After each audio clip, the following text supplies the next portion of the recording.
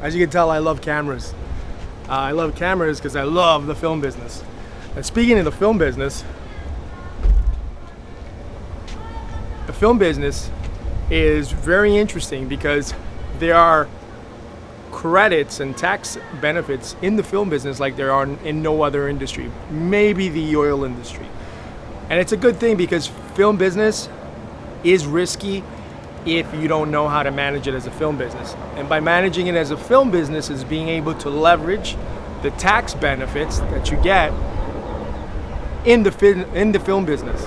So by leveraging the tax credits, it actually makes the film business relatively safe.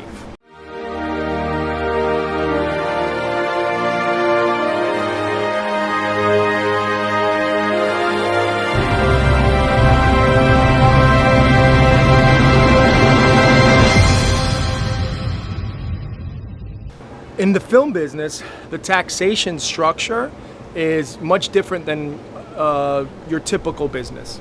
Maybe you'll get a lot of benefits in businesses like real estate, oil, there's other businesses I'm sure, but the film business itself, because tax jurisdictions want to attract capital and they want to attract free advertising basically for their location, that they give tax incentives to production companies so they can shoot in locations there. So for example, like Atlanta and Georgia, New York, certain states, Texas has some, Alabama has some, Florida used to have, but they no longer have these tax incentives, these tax credits, and it pretty much overnight killed the industry because the tax credits are pretty significant. We're not talking about 5% here, we're talking about 10, 20, 30% of the budget, up to 40% of the budget. So for qualified expenses. So if you know how to use these tax benefits, these tax credits, you can actually pay off a significant portion of the film investment just on taxation benefits. So for example, one benefit you get is that you're able to write off the entire production. If you have a $1 million production, you can write off $1 million when that production is completed and it goes out for distribution. In other words, it starts to make money. It starts being out there in the movie theaters or on video on demand, on DVD, however you start making sales. That's the year that you can write off the entire investment. So if you invest $1 million in a movie, boom, you can write off $1 million.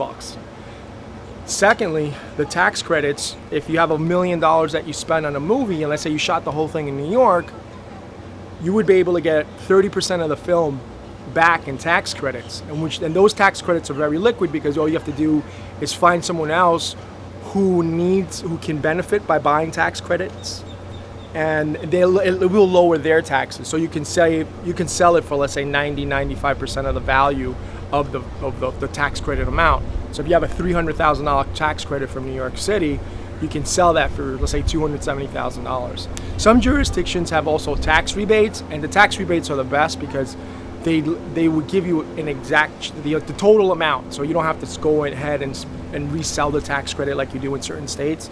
With tax rebate, and I don't have the jurisdictions I have, but you can look that up. You pretty much get a check right from the government to cover their expenses.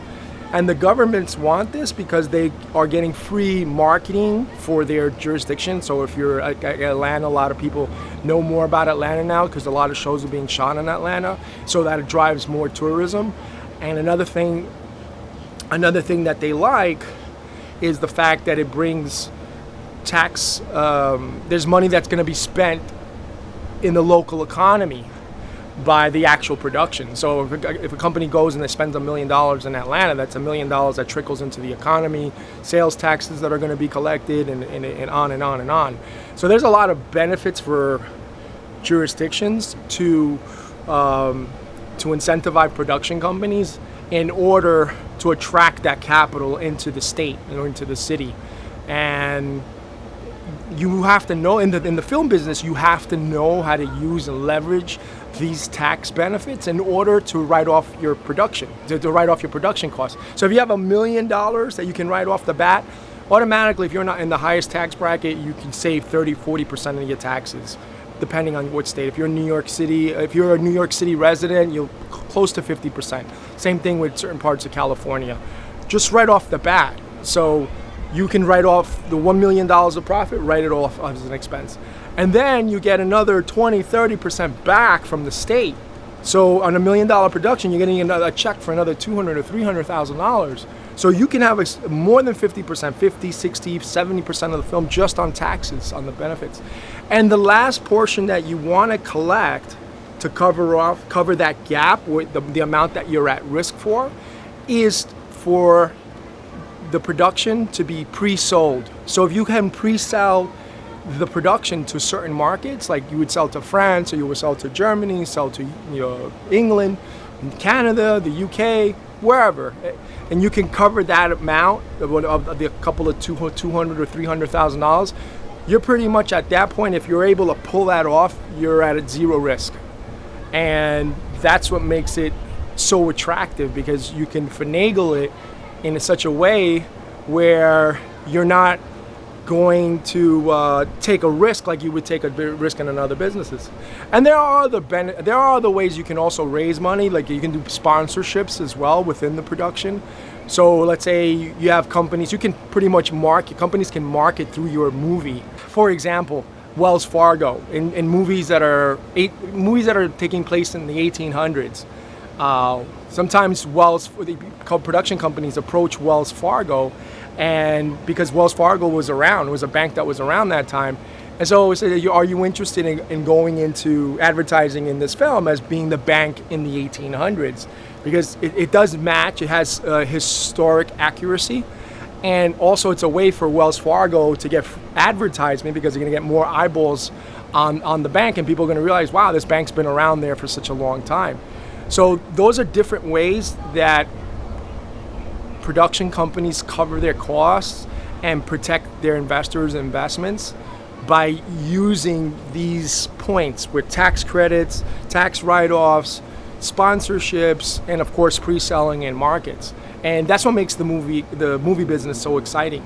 And it's something that not all production companies do, because it's not something, a lot of creatives, they love movies. I love movies. I like making movies. I like the creative process behind that. And there's a lot of people that think that way, and they're not focused on the actual film business. And being focused on the film business is what's going to allow you to keep producing keep producing movies, because if the movies, if they cover themselves and everyone makes a return on their money, they're going to keep reinvesting. And because without that mechanism, you make one movie and you don't make any money, you don't protect your investors' money, the entire thing comes to a screeching halt, and that's not good for anyone, for the creative team and the investors, obviously. So when you do invest in a movie production, in a movie film, you want to look at the business plan and make sure that those elements are outlined in order to protect your investment in the film business. Thank you.